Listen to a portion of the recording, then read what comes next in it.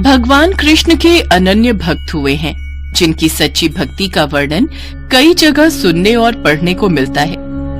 उन्हीं भक्तों में से नरसी की भक्ति की कहानी भी सुनने को मिलती है। आज भी लोग भगवान कृष्ण के सच्चे भक्तों में नरसी भक्त के नाम की चर्चा करते हैं। कहा जाता है कि नरसी जी भगवान श्री कृष्ण के बहुत बड़े भक्त थे। उनका जन्म जूनागढ़ गुजरात में हुआ था। उनके जीवन की एक प्रसिद्ध कथा है, जब श्री कृष्ण स्वयं उनकी पुत्री नानी बाई की पुत्री सुलोचना यानी नरसी की नातिन के विवाह का भात भरने गए थे। मायरा या भात किसी लड़की के विवाह पर उनके नाना या फिर मामा द्वारा दिया जाता है। जब उनकी पुत्री सुलोचना का विवाह तय हुआ तो नानी बाई के ससुराल वालों के मन में आशंका थी कि इसके पिता गरीब हैं। वो तो जब देखो भजन कीर्तन में लगे रहते हैं। उनके पास इतना धन कहाँ जो भात भर पाए। वो शादी का भात तो नहीं भर पाएंगे। साथ ही उन्हें भय था कि नरसी जी साधु संतों के साथ विवाह में आ गए तो उनकी बहुत बदनामी होगी। ससुराल वालों ने नरसी जी को विवाह में आने से रोकने के लिए भात के सामान की एक लंबी सूची बनाकर उन्हें भेजने का प्रबंध कर लिया। देखो बहू, तुम्हारे पिता का हमें पता है कि वो भात में कुछ नहीं देने वाले। वो तो हमारी नाक कटवा देंगे। आ जाएगा खड़ताल बजाते संतों के साथ, बदनामी होगी सो अलग। इसलिए ये इतनी बड़ी सूची देखकर वो कम से कम आने से पहले 100 बार सोचेगा। ये भिजवा रहे हैं। माँ चिंता मत करो, इसके पिता को मैंने सूची में वो सब लिख दिया है जैसा तुमने कहा था। अरे उनकी बस की ही नहीं है कि वो ये सारा सामान इकट्ठा कर लें और यहाँ आ जाएं। आएंगे तो बदनाम होकर ही जाएंगे। हमारे तो भाग्य ही फूटे हुए हैं जो ऐसी भिखारिन हमारे घर में रह रही है, जिसका बाप सूरदास बना फिरता है। सारी जिंदगी उसने बस भजन कीर्तन में ही लगा दिया। ऊपर से बेटी हमें दी, वो भी बिल्कुल बेकार। कम से कम अपनी नातिन का ब्याह करने लायक तो कमा लेता, वो भी उसके बस की नहीं थी। ऐसा न कहो आप सब मेरे पिता को, वो मेरी बेटी के नाना है। अगर वो शादी में नहीं आएंगे तो सब उनके बारे में गलत ही बोलेंगे। कम से कम उन्हें इस शादी में बुला तो लेते। भात भरने के लिए सामान ले आएगा तो इज्जत से शादी में शामिल हो जाएगा। चल बेटा, हमें और भी काम है।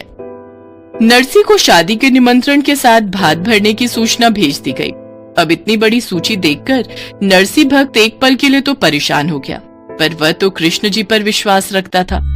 इसलिए उसने मन में सोचा, मुझे काहे की चिंता, जब मेरे भगवान कृष्ण भात भरने के लिए बैठे हैं। हे कृष्ण, आप भरोगे ना नरसी का भात? तो चलो, मैं आपका नाम लेकर अपने मित्रों के साथ निकल ही जाता हूँ। मेरी नातिन की शादी है। मेरी नातिन का भात लेकर मुझे तो समय पर पहुँचना है।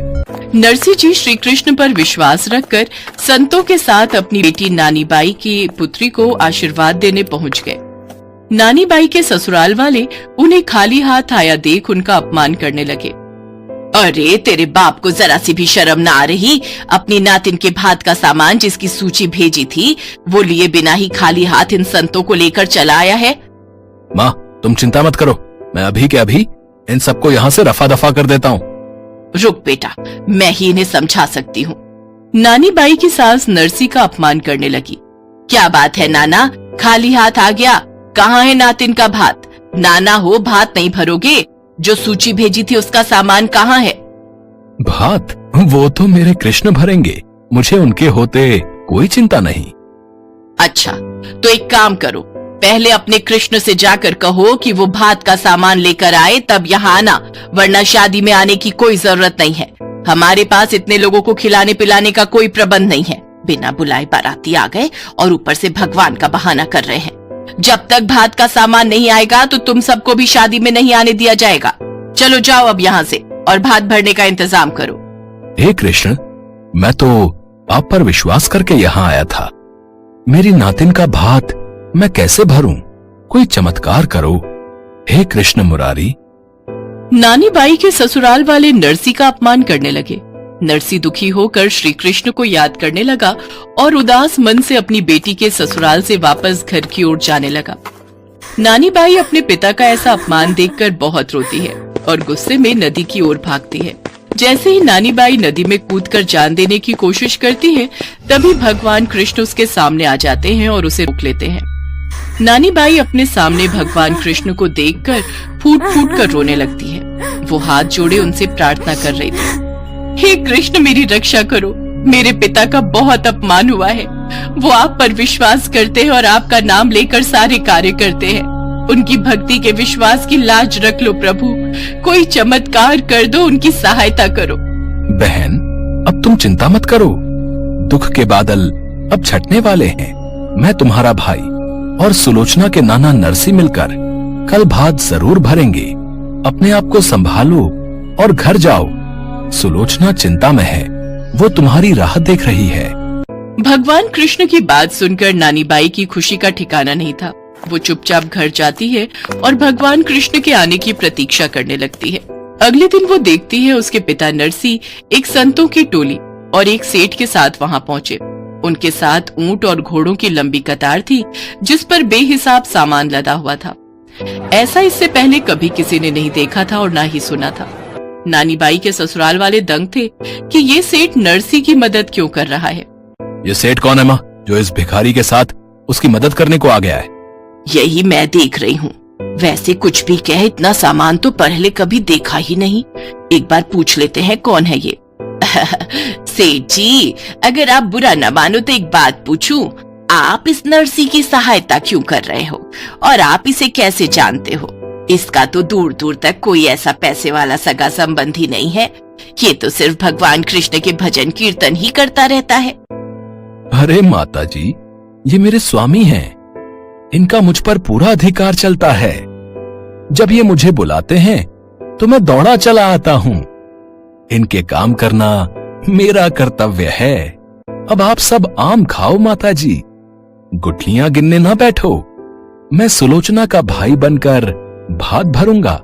आप तो ये देखो कि कोई चीज कम रह जाए तो मुंह पर बोल देना, कृष्ण कृष्ण कृष्ण कृष्ण। और फिर जो सेठ रूप में भाई बनकर भगवान श्री कृष्ण ने नरसी की ओर से भात भरना शुरू किया। नरसी तो कृष्ण नाम का जाप कर रहे थे और कृष्ण उनके सारे काम पूरे करते जा रहे थे। नानी बाई जान गई थी कि उसके पिता सच्चे कृष्ण भक्त हैं और भगवान उनकी भक्ति से बंधे हुए हैं।